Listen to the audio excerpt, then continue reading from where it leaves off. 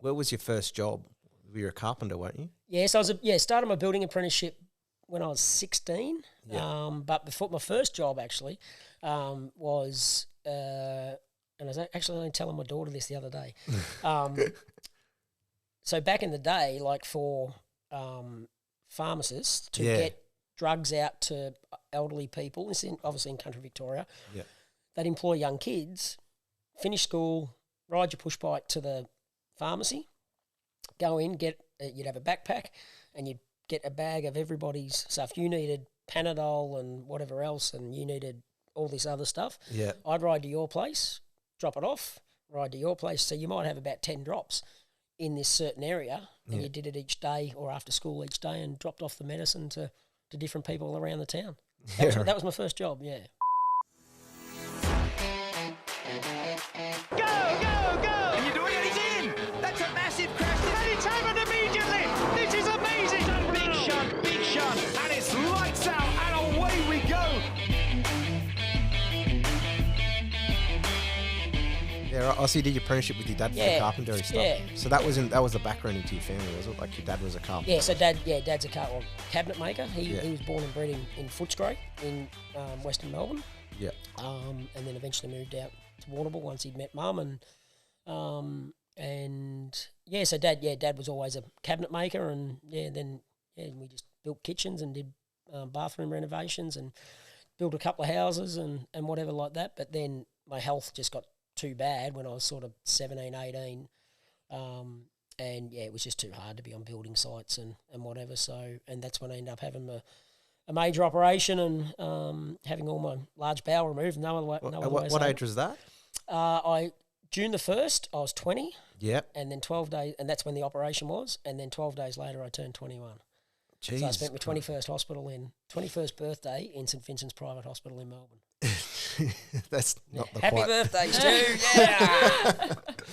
Holy shit. Yeah, actually, it's a funny... So when, being obviously 21 years of age, all these young, hot-looking nurses are in there looking after you and whatever, and because you couldn't really bath yourself or they'd go and take you for a shower and all that kind of stuff. And I can't believe I'm about to tell this story, but... So I'd moved so I was in ICU for 3 days, and then they said, all right, we'll take you, you're going to go in your own room, but we'll go and give you a birdie bath. All right, no worries. So gone in there, and I got tubes out my neck and tubes out everywhere, right? Yeah. And they take me in, bath me, and then I come back in and hop back into bed, and I'm just laying there because it takes it out of you because I was on the operating table for like 11 and a half hours or whatever it was back then. Yeah. And so you're exhausted, just having a shower, like sitting in a chair, having someone wash you. It took it out of me, and then so I'm laying there, and Mum's sitting there with me, and I said to Mum, because of my cheekiness and whatever like that, I said to Mum, "Oh, I can't believe it! I got these hot looking nurses, and they're touching it, and they're washing it, and it didn't even stand up." And she and like, but that was me. That's how I dealt with it. Like it was like a bit of a joke and there's a photo on social media of me sitting in a chair in the hospital, and I look like something out of the mafia, like this big balloon face because of the drugs I was on and a little bit of a goatee going on and whatever like that. But the shirt I had on was quite funny, one of the old No Fear shirts. Yeah, right. Yeah, so just sort of when you look back at it now, like I was 21, but had no fear. So yeah. And then you went into Australia Post as well, was another job? So once I finished, once my health started to get better, because I didn't work for, I'm going to say 12 months, I guess, because I just didn't feel like getting used to it. And because I had a colostomy bag for 3 months as well, so you just didn't feel like, I didn't anyway, doing much, so to speak, and just making sure everything was going right so I could have that reversed and then go normally, which I do now. That was 27 years ago. So I ended up getting a job with the Australia Post, just doing the post office box sorting in the morning, just throwing the letters in the post office boxes, and then ended up working. They wanted me to learn to be a postie, like be out on a motorbike, and they said, "Oh, you want to get your motorbike license?" I'm like, "Yeah," but so I went and got that because so that was cool, and ended up not going down that path, and then ended up working in retail shops. Yeah, right. Yeah, taking money off people. So, which was good though, because it probably bought my. Which I'd already started announcing at that stage, but that probably bought me out a little bit more because you're having to deal with a lot of different people and personalities on a counter. So you were an introvert, like originally? Oh yeah, I'd say so. Pretty quiet. Yeah. Yeah, right. Yeah, but if say you're in like where we are now, say you were having a party in here. Yep. And where I'm sitting right now in the corner. Yeah. Is where I'd be. Yeah. Oh, you sound like Dan and I. I wouldn't be. Yeah, but I wouldn't be off mingling and. Yeah. Talking to people and introducing myself. I'm like, if I don't know you, sorry, I'm not being rude, but I'm not that type of person to go up and, which people find very, very strange. But if I've got one of these things in my hand, a microphone, different story. Doesn't matter who you are. I'll go up and start talking to you. Yeah, right. But if I don't have that microphone, no. So you're not alone, Dan. We were at a thing the other night, like a networking event. We're just standing in the corner, the two of us, and they're coming over. They're like, "You gonna come talk? What do you do?" And Dan's like, "Oh, we're podcasters." They're like, "So why are you standing in the corner?" And Dan's like, "Because I don't have a mic." Exactly like you.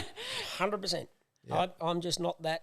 And Sade's the same. My wife, she's very reserved that way or whatever. But once you get to know her or myself or whatever, and I've built that relationship, different story. And like some of my mates and whatever like that, they'd be like, "Oh, there's no way you're like that, Stu." Well, no, I am. It's just like, but having a joke and having a bullshit with someone, no worries at all. So growing up with like the Balboans, because you got married to Sade, what was it like when Roddy first started racing sprint cars? Because before Toby got into it, who's massively into it now, what was it just with like Roddy racing? So Roddy was already racing before Sade and I got together. Yep. So I just knew him as Roddy Balboan and Rod Bowen and just it's, to me, as much as they are my brother-in-laws, when they're on the racetrack, they're just another car. In saying that, anybody that's just another car on the racetrack and back, not so much now at Eastern Creek because I'm up in the box, so I'm not down getting close and personal and whatever like that. But when at Parramatta, when you're on the infield and being able to get to an accident or see what's going on, my mindset every time was to be able to let family and friends know the situation. Is to be able to go, oh, excuse me. It's all good. To be able to go, yes, Dan's okay. Yep. He's talking, but it's going to take a little bit to get him out of the car. Yeah. Because you've got something wrong with you. Yeah. Right. So I'm not going to say exactly what's been wrong with you, but you've got to be able to let the family know that you're okay, that you're talking. If you've had a sleep, I'd rather say, they've been knocked out, they're coming back, safety crash crew doing their thing to make sure once we've got more of an update, we'll let you know. Yeah. So as much as, yes, Roddy, Toby, brother-in-laws, watching them what's going on the racetrack, I cared and still care if they're in a race car or whatever like that, which they're both not, obviously, but if they were, I would. But at the same stage, they were just another competitor on the racetrack, because I can't, as them being my brother-in-law, I can't be showing favouritism and talking them up and telling everybody what's happened at the race shop that week. So I distance myself from them, if anything, from in the racing side of things. So that way no one can say I favouritism my brother-in-laws or I favour Grant Tunks or whoever. Yeah. I try to be as fair as I can across the board. Yeah. And it's the only way you can do it. Yeah. Because you won't last. Yeah. And you and Wade were like the two obviously big commentators at Parramatta. You were saying that you went over to America. Was that because of Wade, or was that just because of other connections? So what happened there was, so Wade and I, we obviously got on very well with our announcing, the way we bounced off each other. But I owe, just to digress a little bit, I owe all my announcing to Steve Raymond. Yeah. So when I come to Sydney the first time, Steve Green and I spoke at Knoxville in 2005. We were over there, and Steve said to me, "Oh, what are you doing commentary next year, this season?" I said, "No, nothing. Got nothing going on." He goes, "All right, ring me when you get back." So I rang Steve. He said, "All right, we'll fly," because I was living in Melbourne. "We'll fly you up. We'll get you to do 3-4 shows. Let Steve Raymond see what you like, whether Steve can work with you." Not Mike, Steve. Steve, yeah right. So Steve.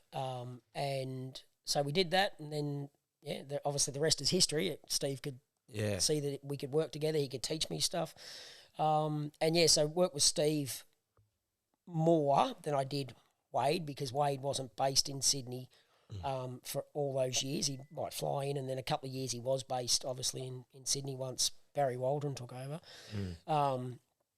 So Steve and I, we commentated together, and I learnt so much off that man, because if you want to have a look at what he's done, not in Speedway, you have a look at what he's done away from Speedway. Steve Raymond is absolutely amazing. I did do a podcast with him, actually. It's worth a listen. All right. I'll go back and listen to that one. Chatting with Stu Rapp, by the way. I was going to bring that up, but anyway. So Steve, Wade and I, with the age difference probably between Steve and myself, but it worked. And then Wade and I are a lot closer in age, and it just, it worked. So then with America, what happened there, I went and announced in Darwin in 2017-18 season, I think it was. Or it might have been 16-17, whichever, it was around that time anyway. And did 2 seasons up there, which was fantastic, had a ball, and it was great. And then got told I was no longer required. And that's fine, that's their decision. And then Peter Murphy rang Danny Porter, Danny Porter's a racer up there in Darwin, and they're great mates, and Danny was the one that got me job up there in Darwin. And I'd stay with Danny and whatever. So Murphy rang him and said, I need someone to come and do a race. Who should I get? And Porter just said, get Stu. Yeah. It's not going to cost you a fortune, for starters. And he's passionate, loves it, and he'll do what you want. So Murphy, and I'd been at Murphy to get him to do the podcast with me. Yeah. And it's like, come on, Murph. And then he rings me and he goes, if you want to do this podcast with me, you've got to come to America and do it. I'm like, stop being a flog. I am not paying my own way to come and do a podcast with you for an hour. Yeah. Like, please, wake up to yourself. So he goes, no, I need someone to come and do me race. And this was a Wednesday. Yeah. I was on the plane the next Wednesday. Yeah, right. So there was no time to make things work it out. It was like, all right, it's next weekend. You got to be here. So, so did it, and, went over and did that was at Tulare in Central California. Which is just a kick-ass racetrack, Tulare Thunder Bowl.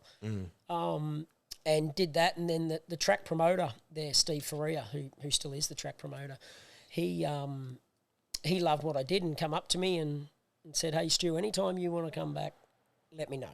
Yep. You're more than welcome on the microphone here anytime. I'm like, oh, yeah, whatever, that's someone just saying that, so to speak, or whatever. And then about 20 minutes later, he come back up to me, and he's a little bit taller than me, but a big American, like not fat, but a big solid American man with these huge hands. I only got small hands, but he's got huge hands. And he come up and he goes, hey, Stu, I don't want you telling me when you want to come back. I want you to come back for Trophy Cup in October, which is a massive 360 event where they're raising money for Make-A-Wish over there.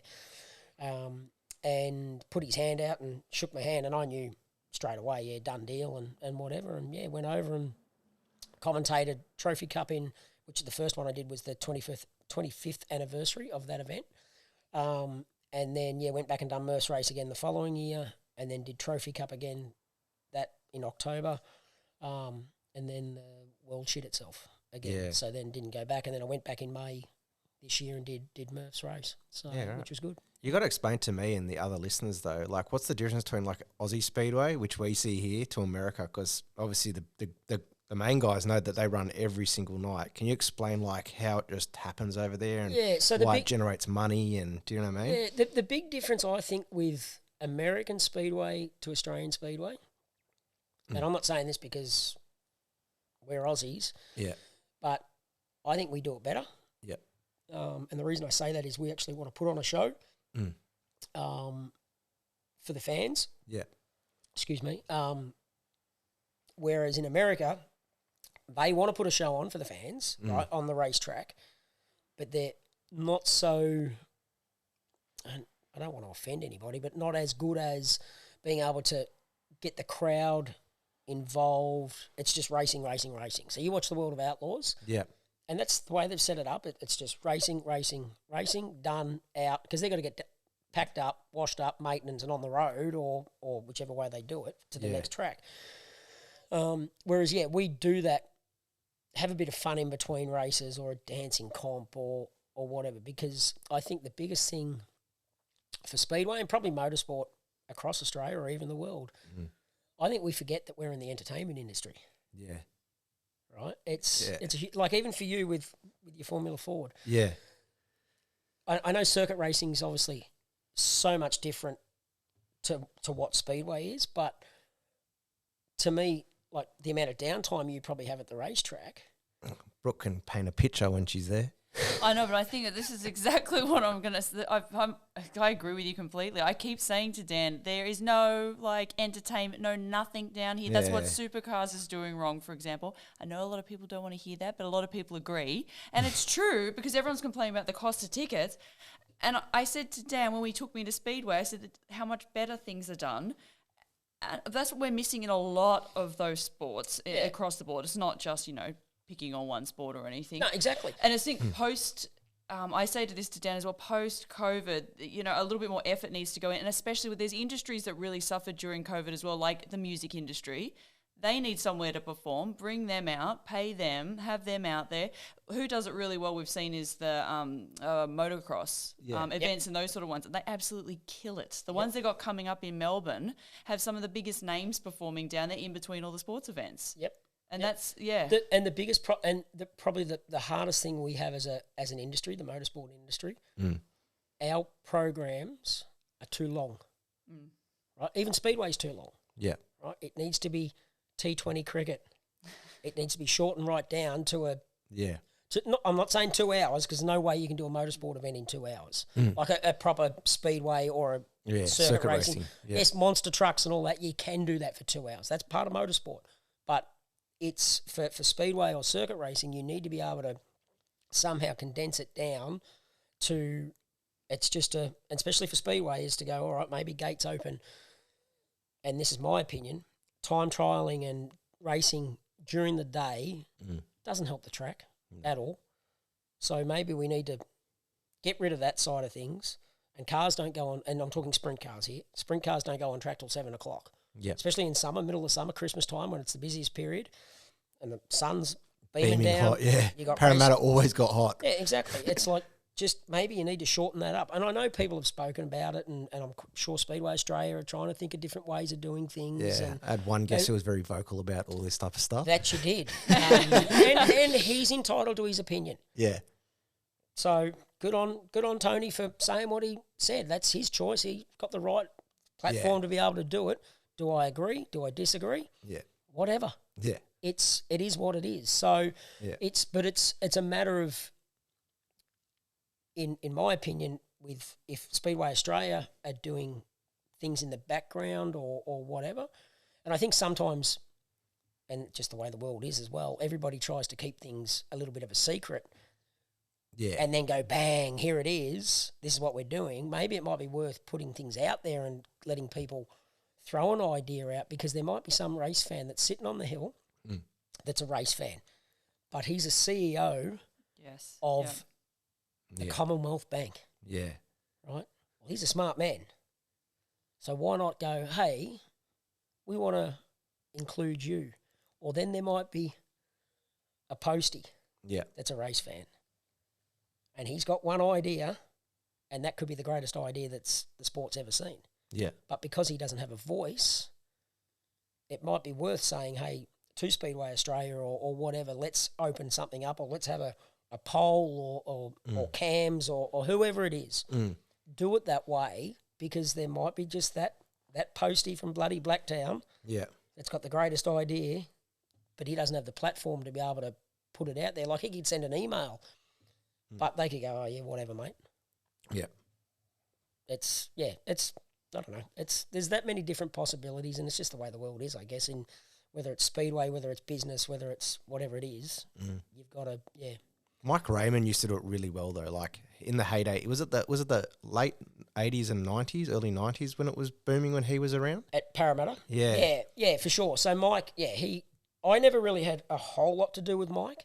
Got to announce with him for one season, and which I am, because obviously for people that have passed away now.